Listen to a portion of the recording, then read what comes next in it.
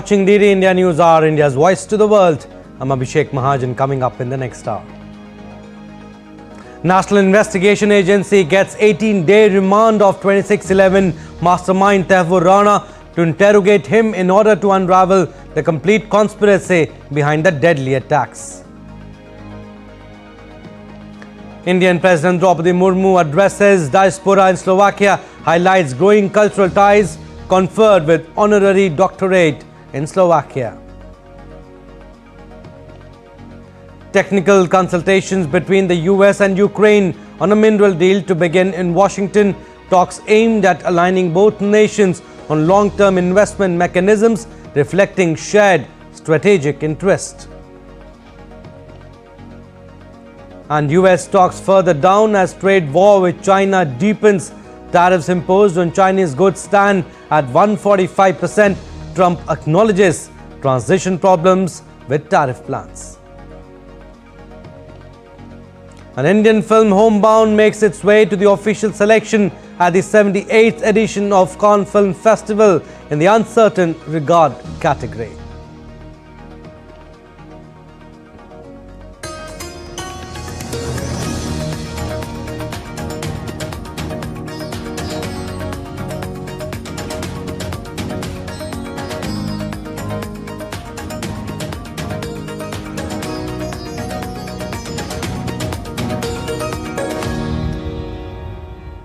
A top story. A Delhi court on Friday sent Tahawwur Rana to 18-day National Investigation Agency custody hours after he was extradited from the US. Rana played a key role in plotting the 2008 terror attack on Mumbai that claimed 166 lives. Was arrested by NIA on Thursday after his arrival from US on a special flight. He was produced before special NIA judge Chandrajit Singh, who held an in-camera hearing on NIA counsel and special public prosecutor Narendra Man's plea for a 20-day remand. In a statement, NIA stated that the extradition finally came through after Rana's various litigations and appeals were rejected in the US courts. And for investigators, the challenge will be to get Rana to reveal more than what he has already told the US authorities. And the US Department of Justice issued a statement after 2611 terror attacks accused Tahawwur Rana was extradited to India from the US. It noted that Rana's extradition is a critical step towards seeking justice for the 6 Americans and scores of other victims who were killed in the heinous attacks.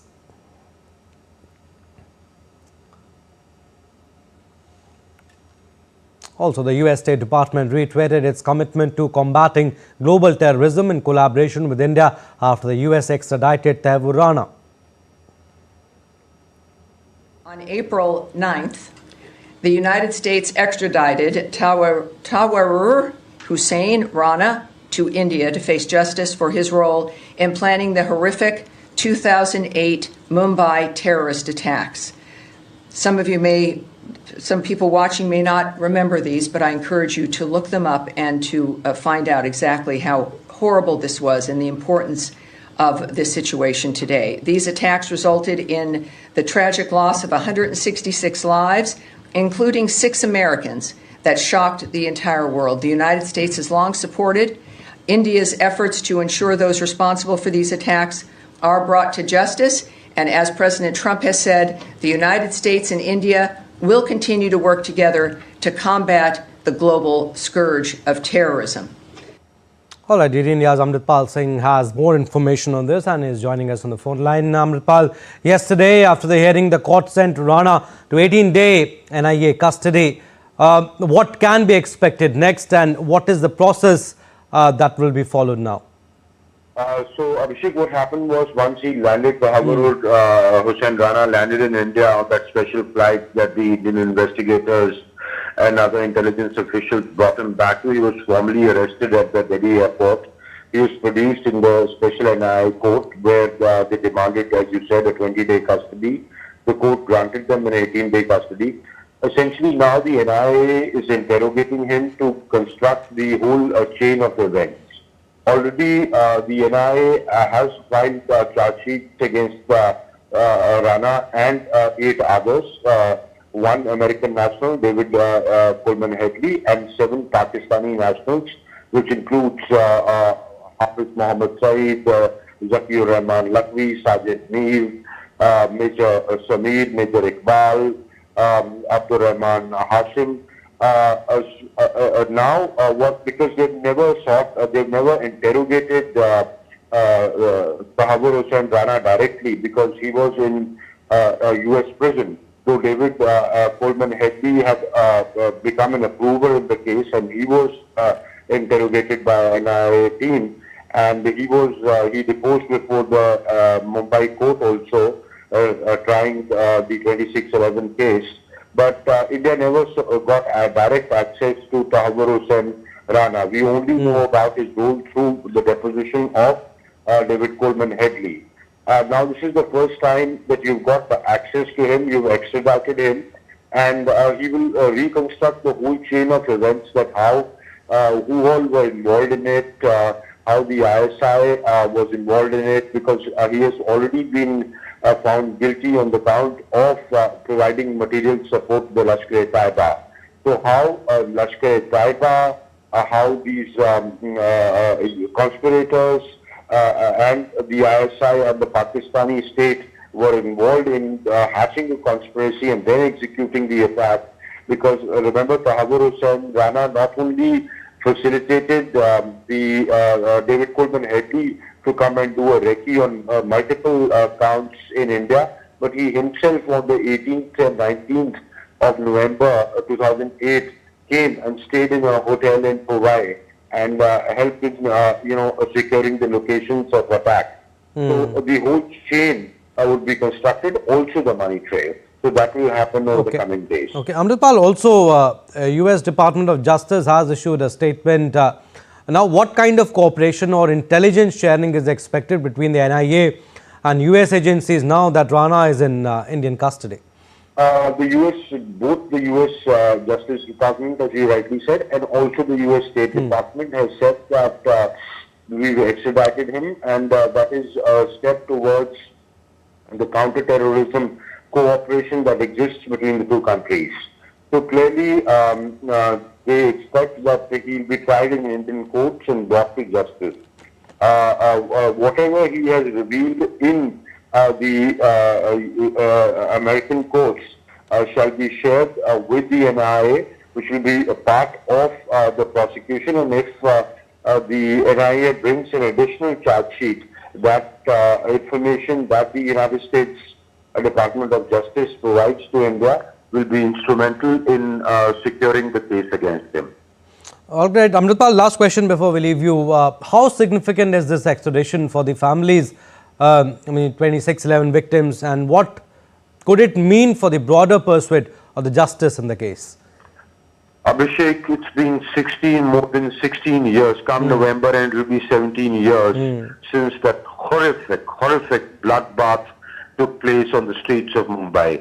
166 people were killed, over 238 people were maimed and injured in that attack, which shocked the conscience of not just Indians but the entire world. It was India's 9/11. So there are families who are awaiting justice. Only one person has been tried and convicted, that's Ajmal Amir Kasab, who was also, if you essentially look at it, a low-level executioner. He was a young illiterate boy picked up from the streets of Pakistan by his handlers and the handlers of the 9 others who executed that attack and were killed in the the ensuing battle. The real conspirators who have been named in the charge sheet haven't been brought to justice. So if Tahawwur Rana, after due legal process, goes is awarded punishment, there will be some sort of a closure, bringing to justice to the case, and that's very, very important for those who lost their loved ones, their near and dear ones. So in that sense, it will bring closure to the case. Also, it will, in the wider perspective, as you ask, it will bring to light that the role Pakistani agencies played, including their military, their ISI played in hatching this horrific plot against India and executing that in Mumbai. Right, all right, Amritpal, we'll leave it at that. Thank you for inputs.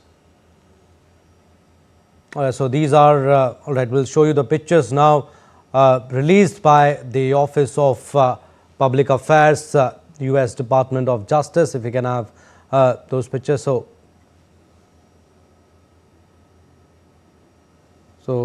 these are the pictures that have been released.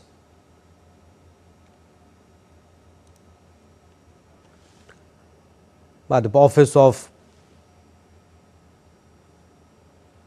we'll get you the pictures, but yes, Delhi court has sent Tahawwur Rana to 18-day National Investigation Agency custody hours after he was extradited from the US. Tahawwur Rana, he played a key role in plotting the 2008 terror attack on Mumbai that claimed 166 lives. Several were injured too. Tahawwur Rana was arrested by NIA on Thursday after his arrival from US on a special flight. He was produced before Special NIA Judge Chandrajit Singh. All right, so these are the pictures now. So released by Office of Public Affairs, U.S. Department of Justice.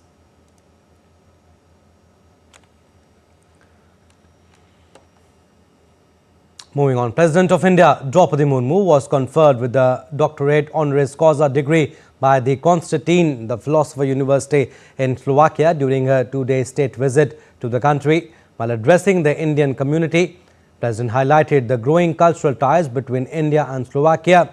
Her state visit to Slovakia laid emphasis on increased economic engagement between the two nations. DD India's correspondent in Bratislava, Jayanti Jha, brings us more details.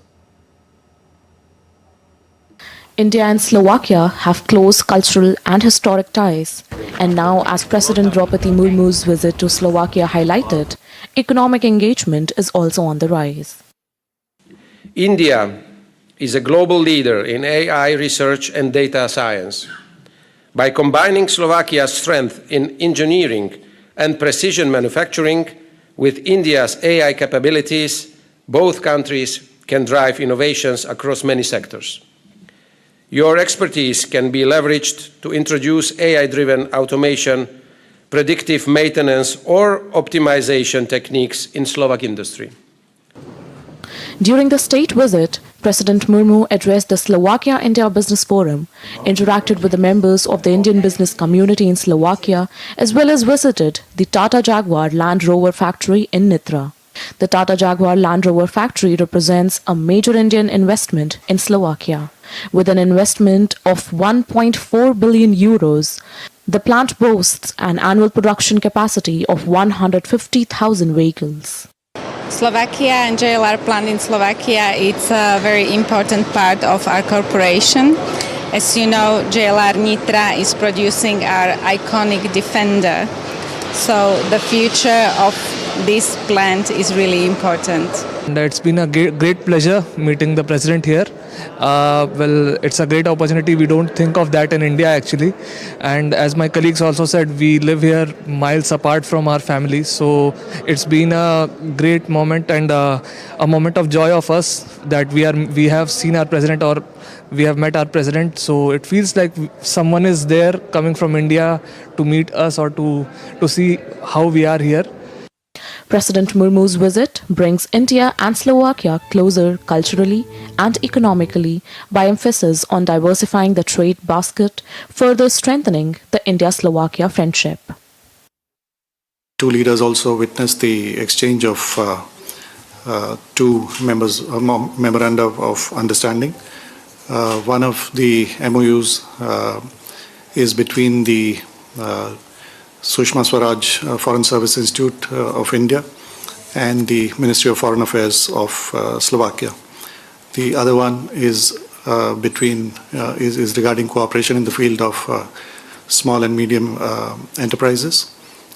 between the NSIDC and the business Slovakia.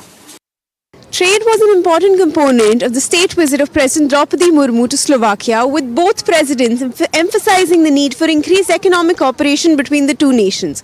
A forward-looking partnership seems to be on the cards for the two nations, with both of them looking to manufacture, innovate and develop together. Reporting from Bratislava with camera person Loknath, this is Jayanti Jha for DD India.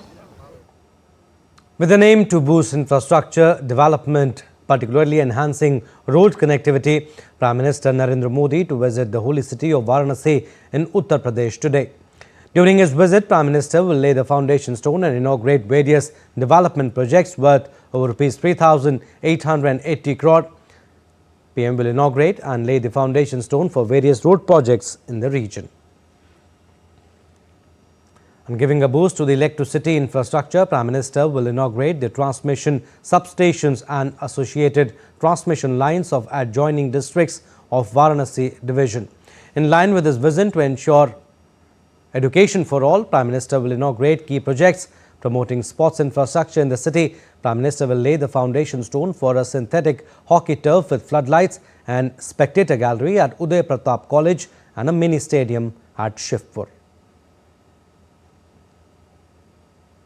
Prime Minister Narendra Modi will also visit Madhya Pradesh on Friday.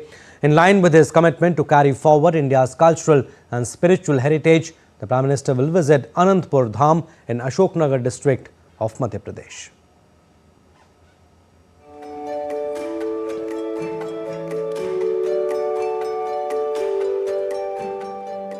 Prime Minister Narendra Modi is arriving on Friday at Sri Anandpur Dham, one of country's leading religious, spiritual and service institutions located in Ashoknagar, Madhya Pradesh. Here, Prime Minister Narendra Modi will offer flowers at Anand Sarovar located in the Sri Anandpur Dham complex.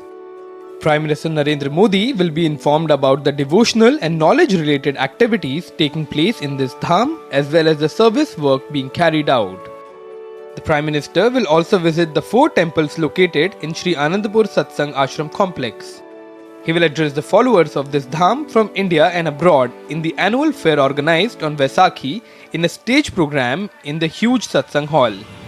He will also take prasad in the langar spread over 315 hectares. The temple has modern Gaushala with over 500 cows and agricultural activities are conducted under the Sri Anandpur Trust premises.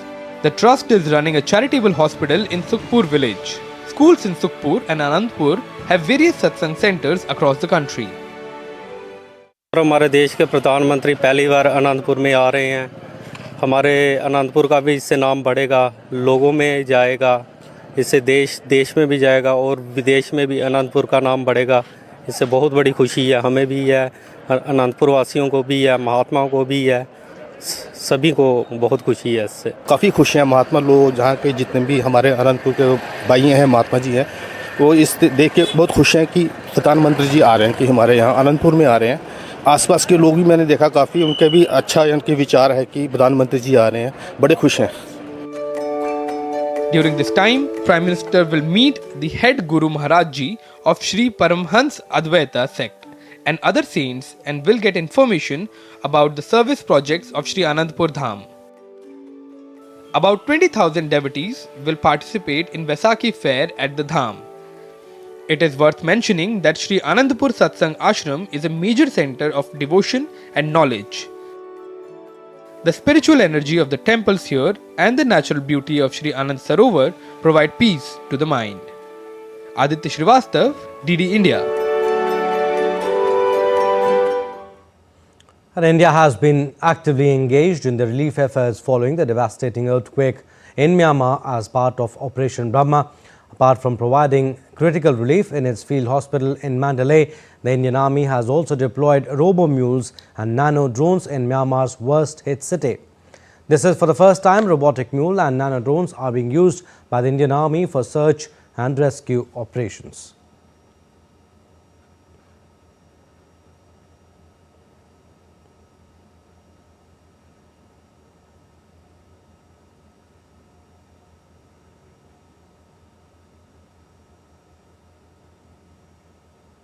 Well, still to come on this edition of DD India News Hour. Donald Trump accuses Mexico of violating 81-year water treaty, threatens sanctions over Rio Grande dispute.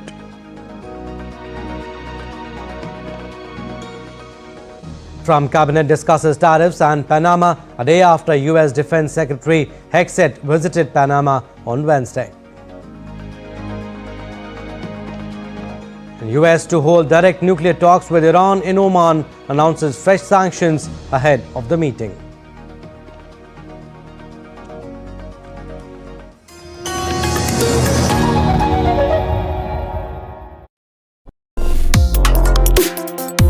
Complex issues, hidden agendas, twists and turns, strategic games.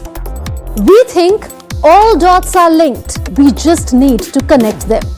Join me every week as I connect the dots to unravel hidden designs in statecraft, mysteries, and decode issues that matter to you. Watch Connecting the Dots with me at these times on DD India.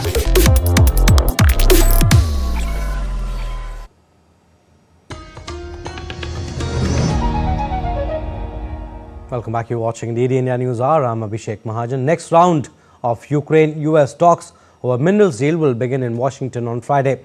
Talks are aimed at aligning both nations on long-term investment mechanisms reflecting shared strategic interest. Ukrainian President Volodymyr Zelensky said on Wednesday that the talks would focus on technical aspects and foundations of future agreement. He added that the minerals deal with the US should be profitable for both sides and could be structured in a way that would help modernize Ukraine.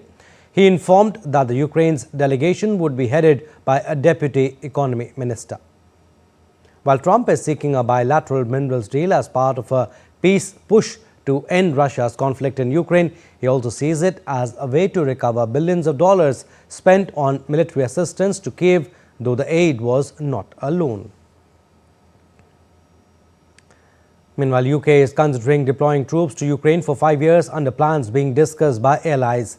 Reportedly, under the plan, one of a number of options on the table, a European-led force would be dispatched to Ukraine to initially deter Russia from breaching any settlement and to offer Kyiv's men some much-needed respite. Britain had earlier said that a significant number of countries are willing to provide peacekeeping troops in Ukraine in the event of a peace deal with Russia.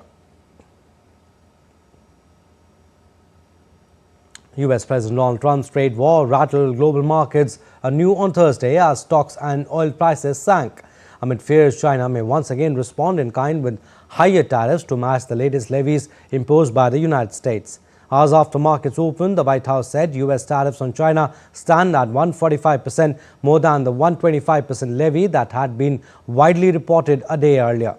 The news sent shares falling further than they had earlier in the day. However, on Wednesday, the president announced a 90-day halt in higher duties for dozens of countries. But Trump has also doubled down by raising new tariffs on Chinese imports to 125%. Meanwhile, Trump said that he would love to get a deal with China to end an escalating trade war. The remarks were made by Trump at a press open cabinet meeting. During the meeting, U.S. Treasury Secretary Scott Bessent stated that more trade policy predictability would result from the agreements they reach with nations.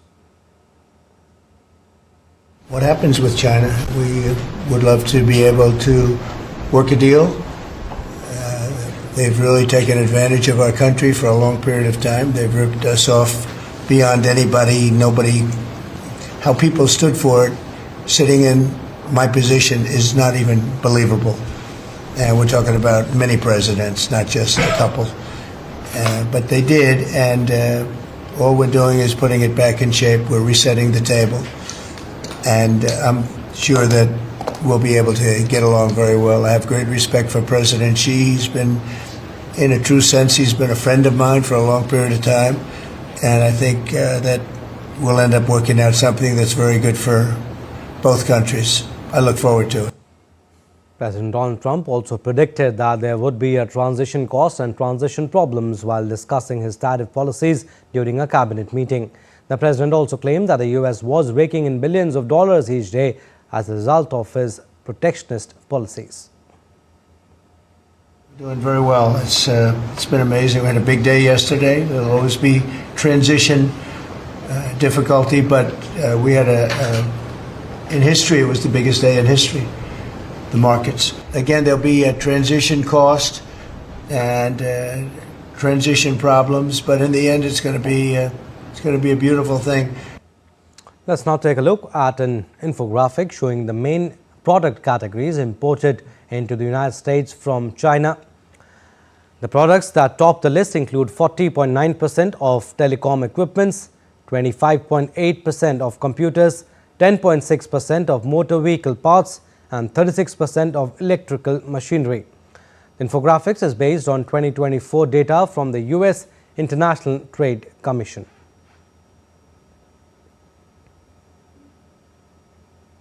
Let's now also tell you that about U.S. exports and imports of goods to and from China till 2024 from 2000. According to data from the U.S. Department of Commerce, goods worth nearly $439.7 billion were imported from China, while goods worth around $144.6 billion were exported to the Asian country. There remained a trade deficit of $295.1 billion.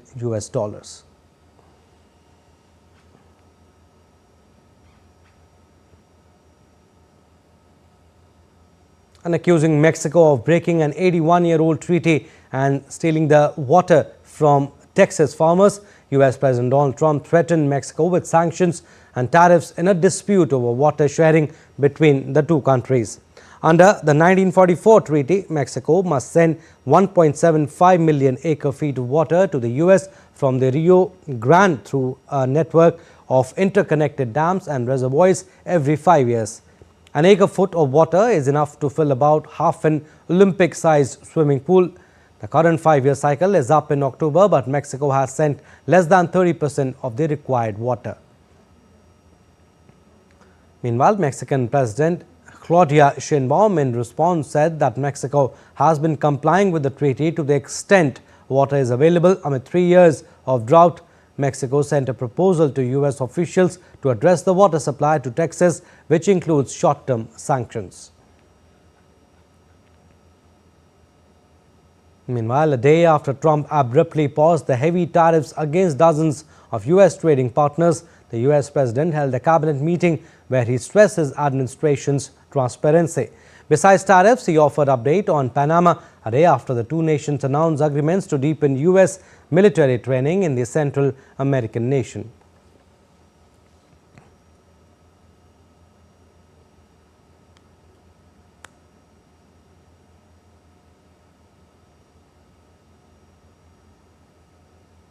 We've moved a lot of troops to Panama and filled up some areas that we used to have and we didn't have any longer, but we have them now.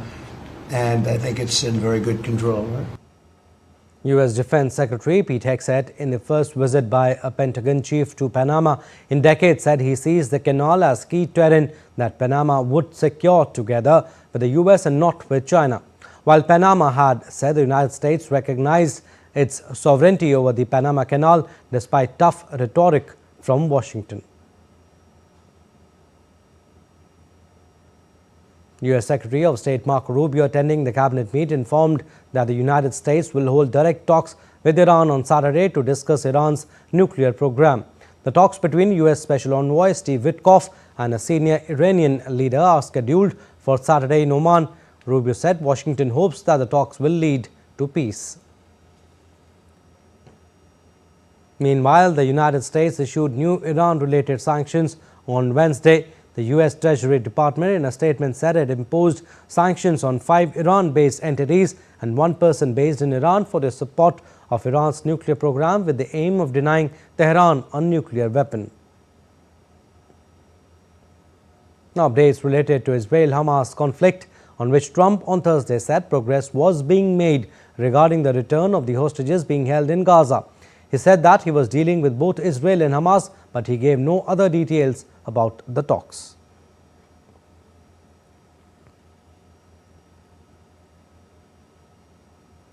We're getting close to getting them back. We have a lot came back. A lot of people are very grateful. Some came back in pretty bad shape. Some came back, they're okay. I think they're going to be scarred mentally for a long time, because if you sit down and talk to them, as I have, what they went through is incredible. But we're making progress. We're dealing with Israel. We're dealing with Hamas, and it's a nasty group. Now, Hamas still holds 59 hostages it kidnapped, among whom only 24 are believed to be still living. Still to come on this edition of DD India News Hour.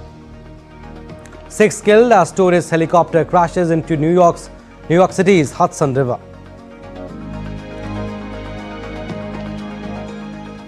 Death toll in Dominican nightclub disaster rises to 218. And Paris Art Show explores how AI is changing the world.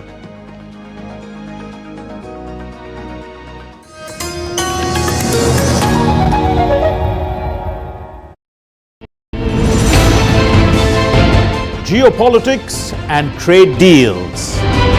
Economic challenges amid development. Hard work and the path to prosperity. It's the economy always. Between walkers, money is what money does and says. Supply creates its own demand. Between the bulls pulls and bears tears. When supply chains globalization and India rises to the podium. We'll get you centered with the economic brief at 8 p.m. every Thursday on DD India.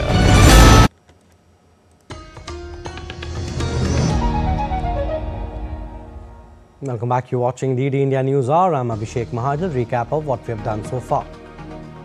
National Investigation Agency gets 18-day remand of 2611 mastermind Tahawwur Rana to interrogate him in order to unravel the complete conspiracy behind the deadly attacks.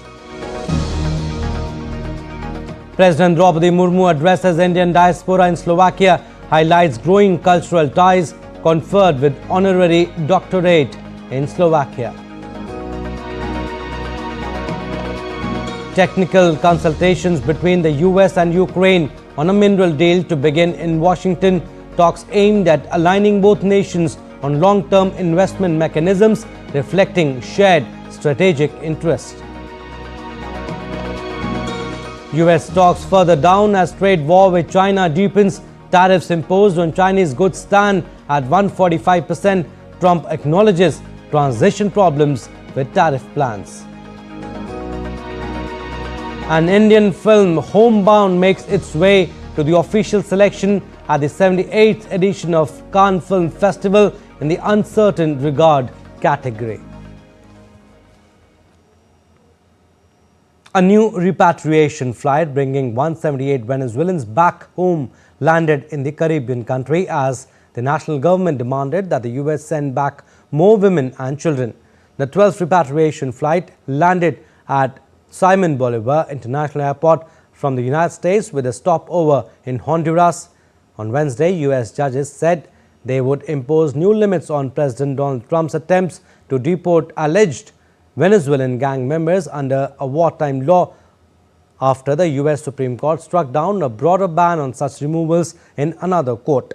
Repatriation flights with the state airline Conavisa are part of an agreement between Washington and Caracas.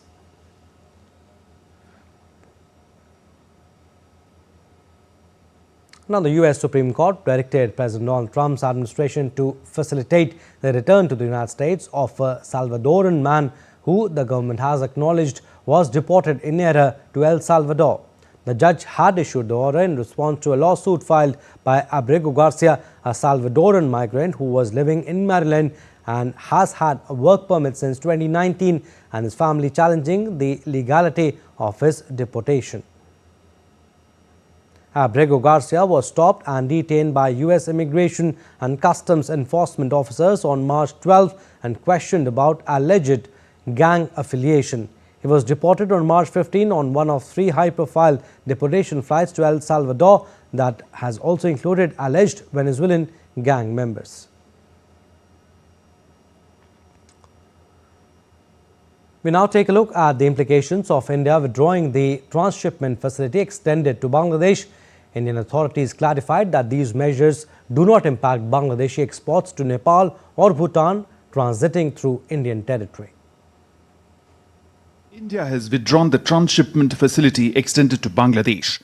Effective April 8, 2025, Bangladesh can no longer send shipments to third countries using Indian ports and airports.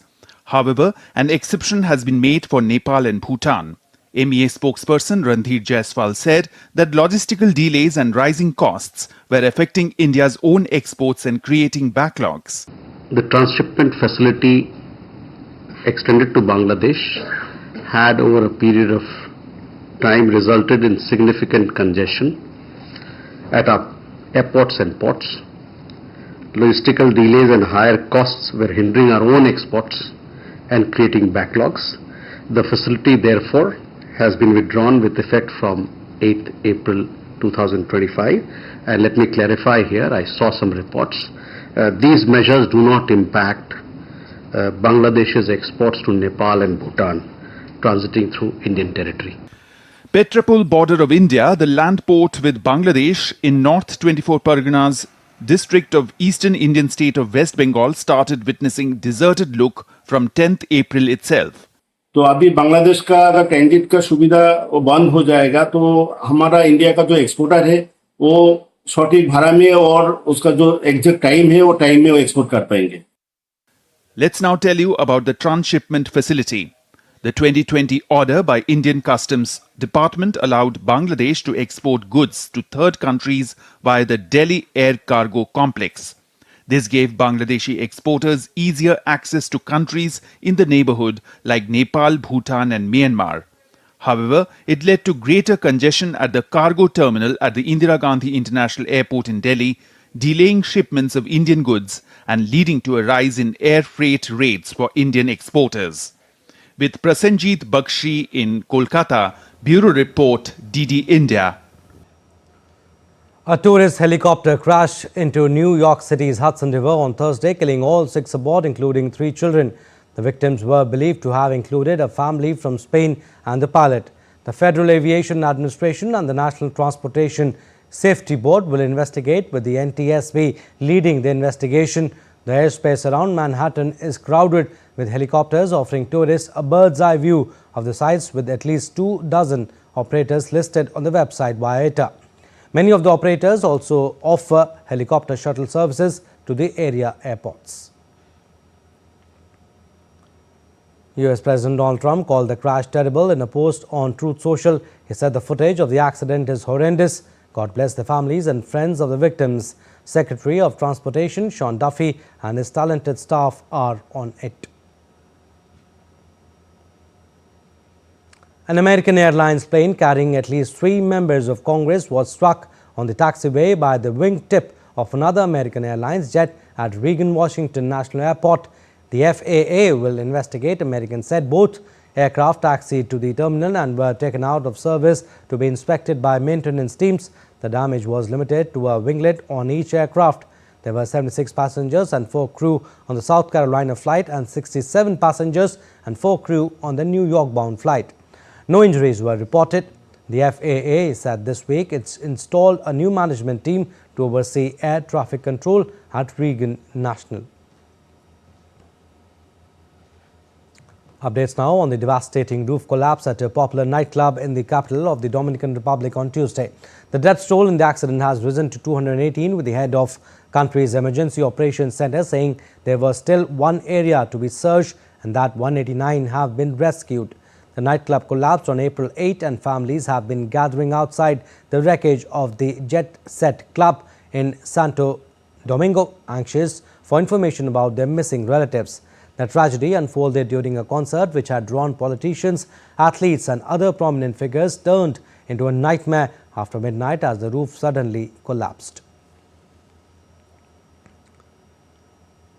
Now, jailed Istanbul Mayor Ekrem İmamoğlu will appear in court on Friday on charges of insulting and threatening a public official. İmamoğlu is accused of making threats against the prosecutor Ekin Gürlek during a speech on January 20th this year. This will be the first public appearance of Imamoglu after his detention if he is allowed into the courtroom. He previously appeared in court on January 31st to deny charges that he had attempted to influence the judiciary. Imamoglu, a member of the main opposition Republican People's Party, was detained on March 19 and a court jailed him on March 23rd pending trial on corruption charges that he denies.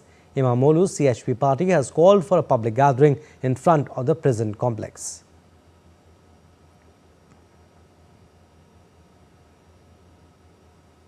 Now, Gabon's transitional president Brice Oligui Nguema rallied thousands of supporters in Libreville on Thursday, 2 days before an election that could shape the country's future after last year's military coup. The April 12 vote is Gabon's first presidential election since Nguema led officers in ousting President Ali Bongo in August, ending his family's 56-year rule. Nguema, who initially promised a return to civilian leadership, later declared himself transitional leader and announced his candidacy. Nguema's main challenger, former Prime Minister Alain Claude Bill by NC, held a separate rally. African and global bodies have urged a free and fair vote to restore constitutional order.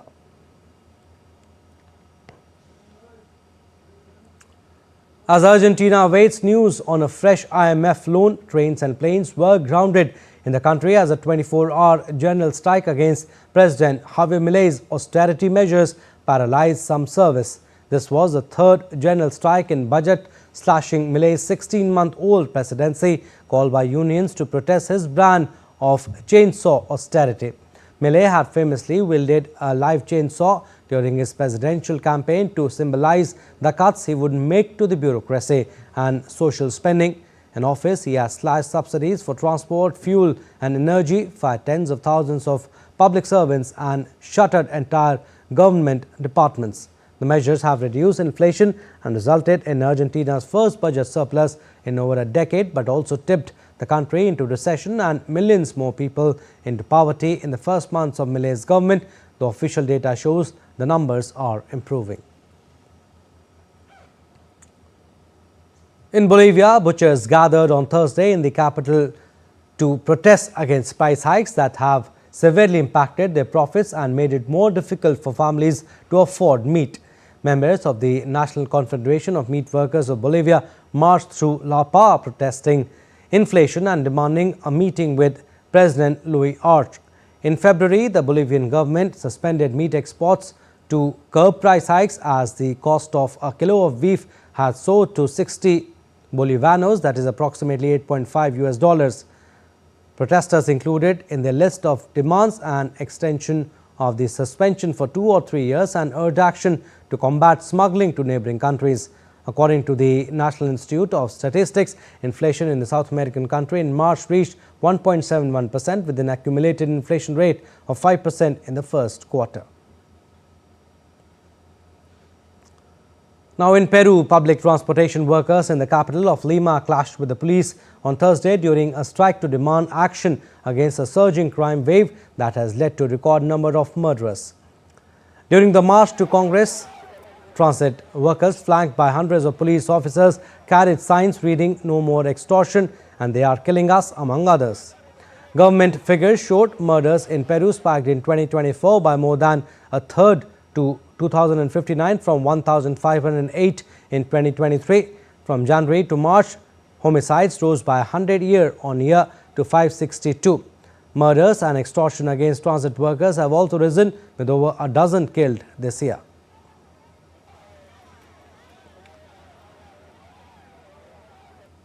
Now, the official lineup for the 78th edition of the Cannes Film Festival was announced on Thursday. The selection spans various categories, including in competition, uncertain regard, out of competition, midnight screenings, Cannes premiere and special screenings.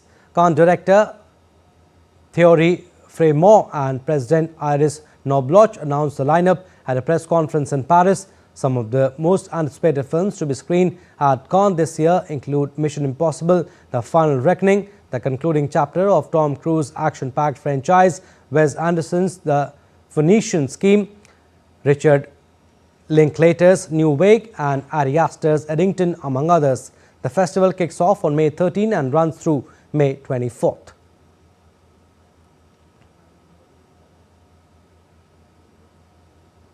And Indian cinema gets a proud moment as Indian film Homebound has been officially selected for the Uncertain Regards section at the 78th Cannes Film Festival. Directed by Neeraj Ghewan, the film stars Ishan Khattar, Vishal Detwa and Janhvi Kapoor. The team expressed excitement and pride in representing India on such a global stage. Audiences can look forward to watching this heartfelt journey unfold soon on the big screen. Let's now take a look at other stories making news across the globe.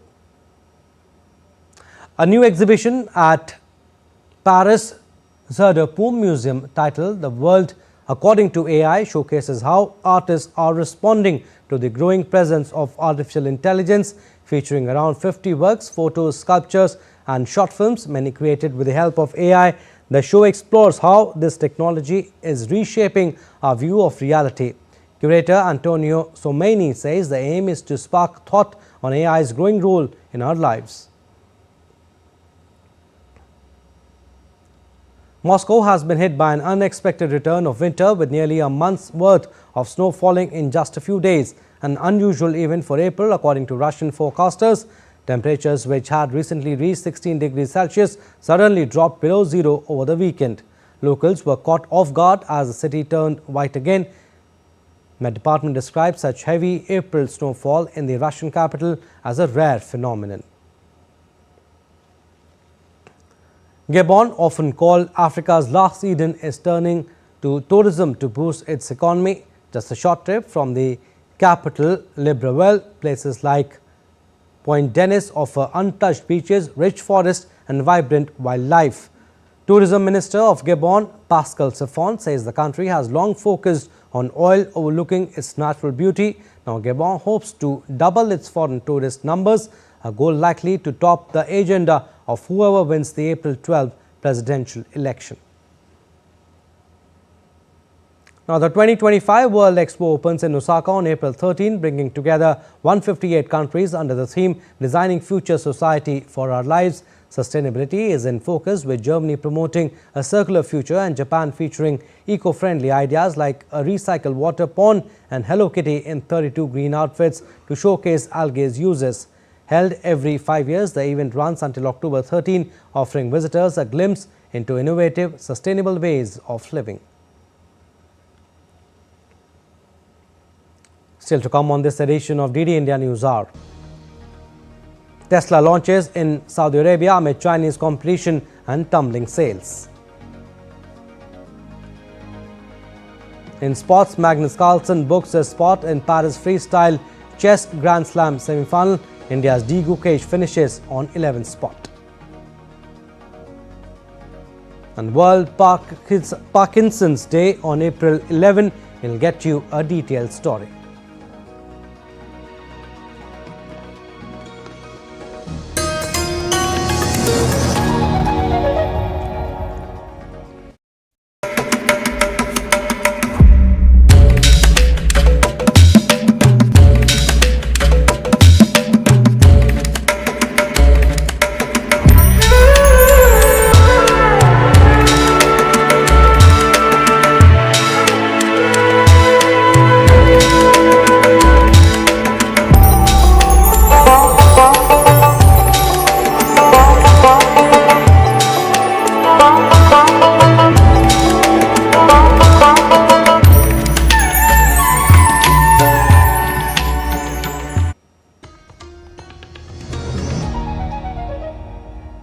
Welcome back. You're watching DD India News Hour. I'm Abhishek Mahajan.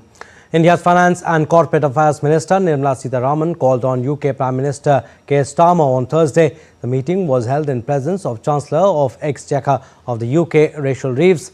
During the meeting, the leaders discussed trade and investment and issues of mutual interest between the two countries. Earlier, the Indian Finance Minister and Chancellor co-chaired the 13th Economic and Financial Dialogue in London. The two sides reaffirmed commitment to continue collaboration in financial services sector, fintech and digital economy, and between their respective regulatory bodies, collaboration at bilateral and multilateral fora to address mutual and global economic issues. As the global sales of Tesla continues to fall, the electric vehicle company owned by billionaire Elon Musk opened its first showrooms in oil-rich Saudi Arabia, where hybrid cars remain a rare sight. The opening of showrooms in the capital Riyadh, Jeddah and Dammam. Showrooms in the United States have been attacked reportedly because of links between Musk, the world's richest person, and US President Donald Trump. The company's share price has slumped since Musk started working with the US government. Saudi Arabia is a key regional US ally, and Trump forged close ties during his first term with Crown Prince Mohammed bin Salman, who has promised to inject $600 billion into US trade and investments. Mainly young Saudis gather to look at the Tesla cars, even though demand for electric vehicles is low in Saudi Arabia. Now, India's top XR innovators were crowned at the XR Creator Hackathon, part of the Create in India Challenge Season 1 under the World Audiovisual and Entertainment Summit Waves. Over 2,200 participants from across India, including 66% from Tier 2 and 3 cities. 5 standout teams emerged winners across themes like healthcare, education and immersive tourism. Supported by Wave Labs and the Ministry of Information and Broadcasting, these creators will now showcase their solution at Waves 2025 in Mumbai. The event signals a bold leap for India's digital future in extended reality, blending creativity with transformative tech. Sports updates now. We'll start with IPL. KL Rahul scored a measured 93 not out to guide Delhi Capitals to a 6-wicket win against Royal Challengers Bengaluru in Indian Premier League on Thursday night. Chasing a modest 164, Delhi Capitals stuttered at the start, but Rahul produced a mature innings to help Delhi chase down the target successfully with 13 deliveries to spare with an unbeaten 93-run knock. Kristen Stubbs also played a crucial role with his 38 not out from 23 deliveries. Veteran Bhuvneshwar Kumar bowled a tight spell of 2 for 26 for RCB, but they just did not have enough runs on the board. Earlier, Tim Davis' late 20-ball 37 not out and Phil Saul's fireworks had lifted a struggling Bengaluru to 163 for 7 in their 20 overs. Now, MS Dhoni is set to captain Chennai Super Kings in the IPL 2025 season after their skipper Ruturaj Gaikwad was ruled out due to injury. Gaikwad sustained a blow to his right forearm during the Super Kings' defeat against Rajasthan Royals on Sunday. Gaikwad suffered an elbow fracture and has been ruled out for the rest of the season, starting with CSK match on Friday against Kolkata Knight Riders. The injury is a major setback for the 5-time winners, who have lost 4 of their first 5 matches and sit 9th in the standings. With Gaikwad out, they lose a key figure in an already misfiring top order. Notably, he has been CSK's leading run scorer in 3 of the last 4 seasons. Now, 43-year-old MS Dhoni will take charge as CSK's skipper, reclaiming a role he has held for the majority of the franchise's storied history. Now, Magnus Carlsen booked his spot in the Paris Freestyle Chess Grand Slam semi-final after beating Uzbekistan's Nodirbek Abdusattorov 1.5.5 on Thursday. The world number 1 from Norway will next face Fabiano Caruana after the Italian-American defeated Maxime Lagrave by the same score. American Hikaru Nakamura and Germany's Vincent Kiemer also completed the semi-final lineup following respective wins over India's Arjun Erigaisi and Russia's Ian Nepomniachtchi. Meanwhile, India's reigning world chess champion Gukesh lost to Hungary's Richard Rapoport in 9th, 12th place bracket and was eliminated with a shared 11th place finish. Parkinson's disease is a progressive neurodegenerative disorder that leads to uncontrollable movements such as tremors, stiffness and difficulty with balance and coordination. This disease decreases the level of dopamine in the brain, which leads to movement disorders. Every year, April 11 is observed as World Parkinson's Day to amplify awareness and understanding about Parkinson's disease internationally. DD India's Preeti Kaur gets us more details. Parkinson's disease is a condition that affects millions of people worldwide. It impacts the central nervous system, causing movement problems like tremors, stiffness, and balance issues, which can severely impact a person's quality of life. Although Parkinson's is mostly seen in older adults, it can affect people of all ages. World Parkinson's Day, celebrated every year on April 11th, serves as a reminder to raise awareness about the disease and support those living with it. James Parkinson's essay on the shaking palsy, published in 1817, recognized Parkinson's as a medical condition for the first time. His birthday, every 11th of April, is marked with World Parkinson's Day, a day to shine a spotlight on Parkinson's disease. The inaugural World Parkinson's Day event in 1997 provided the central focus and opportunity for people with Parkinson's, their families and healthcare professionals to work together to promote awareness on the disease. During the 9th World Parkinson's Day conference held in Luxembourg in 2005, the red tulip was adopted as the official symbol for the disease. While there is currently no cure for Parkinson's disease, there are treatments available to help manage the symptoms and improve quality of life like medications, physical therapy, surgical options, speech and occupational therapy. World Parkinson's Day, observed on 11th of April every year, is more than just a day of awareness. It's a global movement to shine light on the challenges faced by those with Parkinson's and their families. It is an opportunity to share knowledge, encourage early diagnosis, and highlight the importance of research and treatment advancements.